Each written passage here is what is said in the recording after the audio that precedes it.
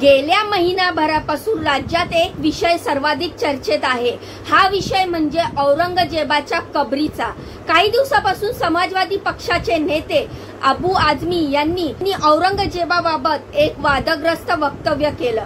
औरंगजेब क्रूर नव्हता, त्यानं अनेक मंदिरं बांधली होती असं अबू आझमी म्हणाले होते। त्यांच्या या वक्तव्यावरून त्यावेळी चांगलाच गदारोळ झाला आणि अबू आझमी यांना विधानसभेतून निलंबनही करण्यात आलं होतं। पण यावरून सुरू झालेला वाद आता चांगलाच चिघळल्याचं पाहायला मिळतंय। अबू आझमी यांच्या वक्तव्यानंतर भाजपचे मंत्री नितेश राणे यांनी औरंगजेबाची कबर उखडून टाकण्याची मागणी केली। नितेश राणे यांच्या वक्तव्यावर अनेक भाजप नेत्यांनी समर्थन केलंय। खासदार उदयनराजे भोसले यांनीही औरंगजेबाची कबर हटवण्याची मागणी केली। एकीकडे नेत्याकडून अशी मागणी होत असतानाच आता विश्व हिंदू परिषद आणि बजरंग दल यासारख्या संघटनाही औरंगजेबाची कबर हटवण्यासाठी आक्रमक भूमिका घेतल्याचं पाहायला मिळतंय। औरंगजेबाची कबर हटवण्यासाठी थेट कार सेवेचा इशाराही या संघटनेकडून देण्यात आलाय।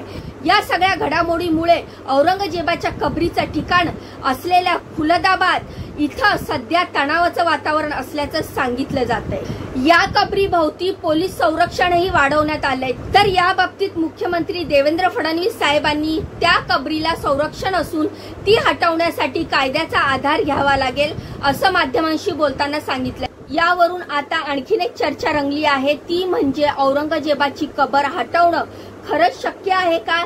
ही कबर संरक्षित असण्याचं कारण काय? कबर हटवण्यामागचे नियम नक्की काय सांगतात? त्याचीच ही माहिती सांगणारा हा आजचा व्हिडिओ आहे। तर नमस्कार मित्रांनो, मी रीमा माझ्या युट्यूब चॅनलवर तुमचं खूप खूप मनापासून स्वागत करते। तर हा जो सध्या विषय चालू आहे औरंगजेबाची कबर हटवण्याचं, तर खरंच हे शक्य आहे का? यासाठी काय कायदे आहेत? ती कबर नक्की हलवण्यात येणार आहे का? काय सत्य काय खोटं आहे हेच सांगणारा हा आजचा व्हिडिओ आहे। त्यामुळे व्हिडिओ पूर्ण बघा, व्हिडिओला लगेचच लाईक करा, चॅनलला सबस्क्राइब करा। सगळ्यात आधी आपण औरंगजेबाच्या कबरीच्या मुद्द्यावर विश्व हिंदू परिषद आणि बजरंग दलाची भूमिका काय आहे ते जाणून घेऊयात। शनिवारी अहिल्यानगर इथे झालेल्या पत्रकार परिषदेत विश्व हिंदू परिषदेने 17 मार्चला सर्वच जिल्ह्यातील जिल्हाधिकारी आणि तहसीलदारांना निवेदन देणार असल्याचं सांगितलं। दुसरीकडे औरंगजेबाच्या कबरीच्या मुद्द्यावरून बजरंग दलानं आक्रमक भूमिका घेतली। औरंगजेबाची कबर काढून टाकली नाही तर बाबरी मशिदीची पुनरावृत्ती होईल। लाखो हिंदू छत्रपती संभाजीनगर इथे जाऊन कार सेवा करतील असा थेट इशारा बजरंग दलातर्फे देण्यात आलाय। त्यामुळे औरंगजेबाची कबर असलेल्या छत्रपती संभाजीनगरच्या खुलदाबाद इथं पोलीस बंदोबस्त वाढवण्यात आलेला आहे। या ठिकाणी SRPFच्या 2 तुकडी अधिकारी आणि 15 कर्मचारी बंदोबस्तासाठी तैनात करण्यात आले। 2 ठिकाणी नाकाबंदीही केली गेली। याशिवाय कबरीकडे जाणाऱ्या प्रत्येक व्यक्तीची तपासणी होते। तपासणीशिवाय कोणालाही कबरीजवळ सोडलं जात नाहीये। प्रशासनाने या संदर्भात कठोर कारवाई करत औरंगजेबाची कबर नष्ट करण्याचा इशारा देणारे धर्मवीर संभाजी महाराज प्रतिष्ठानाचे अध्यक्ष मिलिंद एकबोटे यांना जिल्हाबंदी ही जाहीर केलेली आहे। 29 मार्च रोजी छत्रपती संभाजी महाराजांची पुण्यतिथी आहे। या दिवशी मिलिंद एकबोटे औरंगजेबाची कबर नष्ट करण्यासाठी खुलदाबादला येणार असल्याची माहिती प्रशासनाला मिळाली होती। त्यानंतर छत्रपती संभाजीनगरच्या जिल्हाधिकाऱ्यांनी एकबोटे आणि त्यांच्या समर्थकांना 16 मार्च ते 5 एप्रिल पर्यंत जिल्हाबंदीचे आदेश दिले। एकीकडे औरंगजेबाची कबर महाराष्ट्रातून हटवण्यासाठी इतकी जोरदार मागणी होत असतानाच मुख्यमंत्री देवेंद्र फडणवीस साहेबांना याबाबत प्रश्न विचारला असताना त्यांनी माध्यमांना जी प्रतिक्रिया दिली ती ही की कबर हटवली जावी असं प्रत्येकाला वाटतंय, पण काही गोष्टी कायद्याने कराव्या लागतात कारण ती कबर संरक्षित आहे।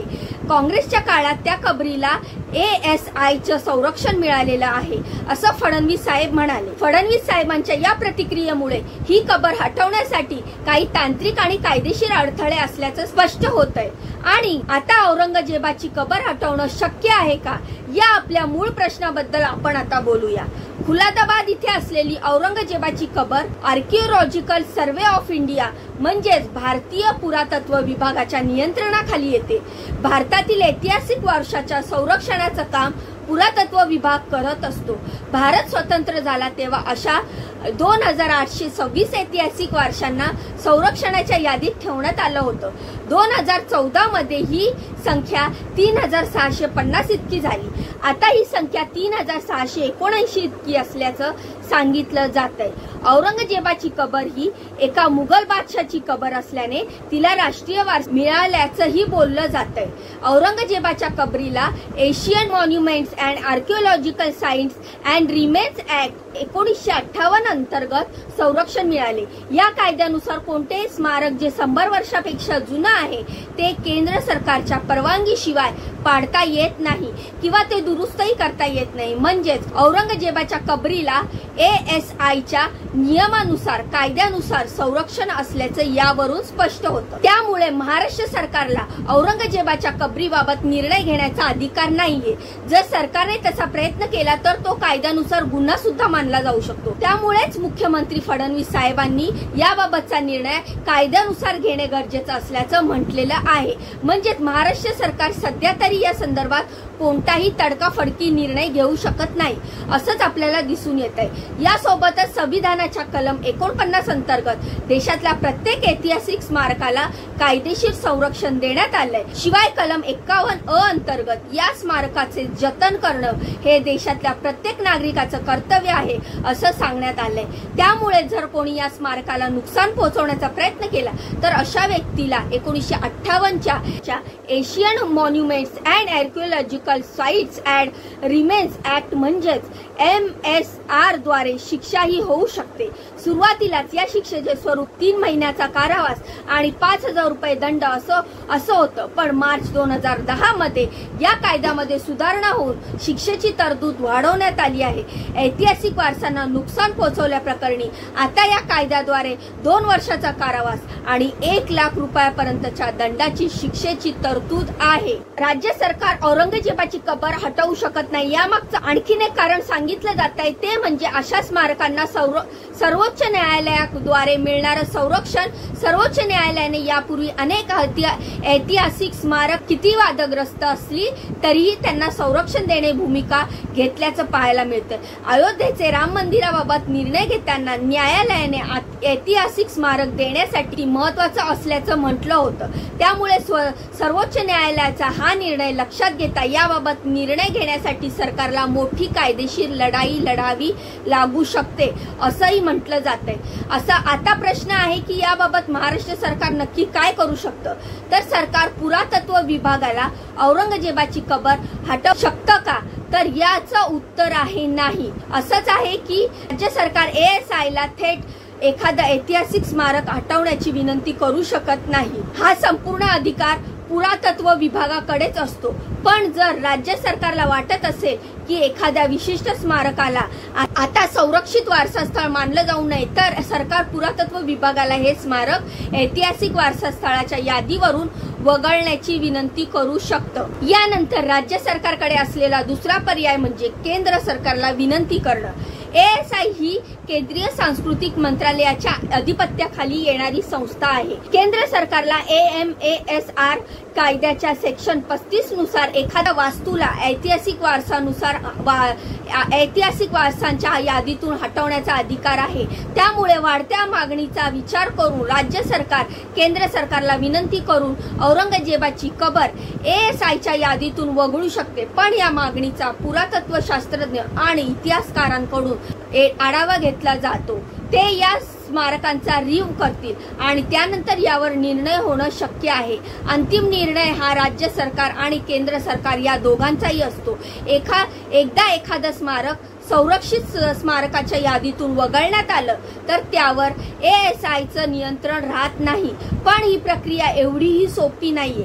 या स्मारकांना संविधानात कायदेशीर संरक्षण मिळत असल्यानं ती या यादीतून कोणत्याही कायदेशीर प्रक्रियेशिवाय सहजासहजी काढून टाकता येत नाही असं कायदेतज्ञ सांगतात।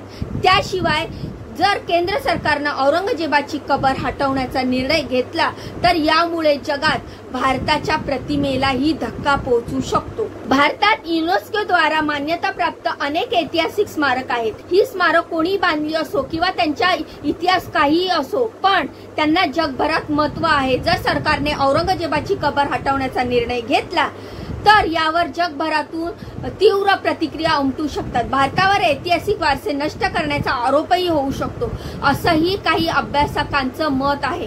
एकूणच काय तर औरंगजेबाच्या कबरीवरून राज्यातलं राजकारण तापलं असलं तर कबर हटवण्याची मागणी होत जरी असली तरी यात अनेक कायदेशीर गोष्टी आहेत।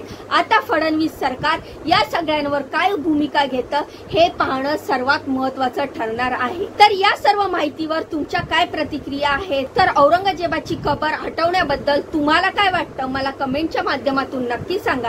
व्हिडिओ नक्कीच आवडला असेल तर नक्कीच जाता जाता व्हिडिओला लाईक करून जावा, चॅनलला सबस्क्राईब करा। भेटूया पुढच्या व्हिडिओमध्ये अशीच महत्त्वपूर्ण माहिती घेऊन। तोपर्यंत स्वतःची काळजी घ्या। बाय बाय आणि नमस्कार।